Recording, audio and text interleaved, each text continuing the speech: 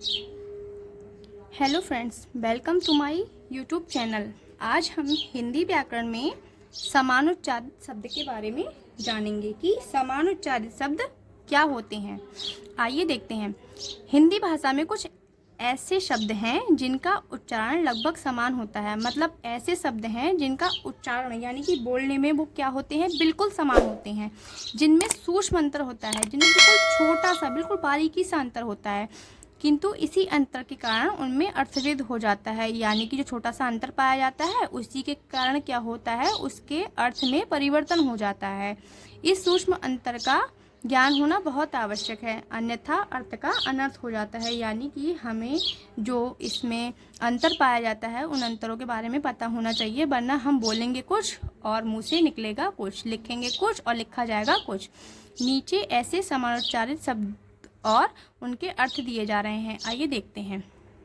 जैसे कि ये कुछ शब्द दिए गए हैं जो बोलने में बिल्कुल समान है पर इसमें बिल्कुल बारीकी सा अंतर है। जैसे देखते हैं, अकत लिखा है तो इसमें क्या है, आ, का और था। इसमें बीच में का आ रहा है और ये का लास्ट में आ रहा है, यानी कि का और था का उल्टा हो गया है थक, यानी कि अकत और अथक। इसके शब्द तो बोलने में दोनों एक जैसे लग रहे हैं पर इसके अर्थ में परिवर्तन हो गया है, यही इसमें सूक्ष्म अंतर पाया जाता है। जैसे देखिए, अकत लिखा है, अकत को हम अर्थ क्या निकालेंगे, जो कहा ना जा सके। और अथक, अथक का अर्थ हम क्या निकालेंगे, बिना थके। तो है ना इसमें बिल्कुल बारीकी सा अंतर और बोलने में बिल्कुल समान है।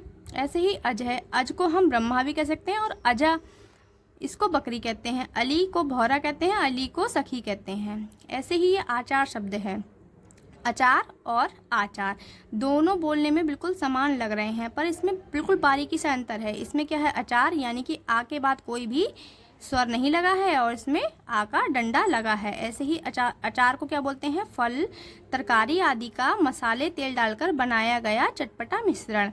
और आचार को क्या बोलते हैं हम, आचरण। ऐसे ही अचल और अचला, ये शब्द दोनों ही समान हैं। अब इसके अर्थ अलग अलग हो गए हैं। अचल का मतलब होता है पर्वत, अचला का मतलब होता है पृथ्वी। अन्न को हम अनाज बोलते हैं, अन्य को दूसरा बोलते हैं। ऐसे ही अम्ब और अम्बू, ये दोनों शब्द बोलने में समान है पर इसके अर्थ भिन्न हो गए हैं। जैसे कि अम्ब को अर्थ माता है, अम्बू का पानी। अवल और अवला, ये दोनों शब्द बोलने में समान है पर इसके अर्थ में परिवर्तन हो गया है। ऐसे अवल को बलहीन और अवला को स्त्री कहते हैं। अगम और आगम, बोलने में समान पर उच्चारण में परिवर्तन। जहाँ जाना संभव ना हो, आगम वेद। अलग और अलग, बाल की लटा, अलग, आदर्श अगोचर। अणु को पीछे बोलते हैं, अणु को पदार्थ का अति सूक्ष्म कण कहते हैं। अम्बुद, अम्बुद को बादल बोलते हैं और अम्बुज को क्या बोलते हैं, कमल। ऐसे ही ये कुछ शब्द दिए गए हैं जिनके ये अर्थ हैं।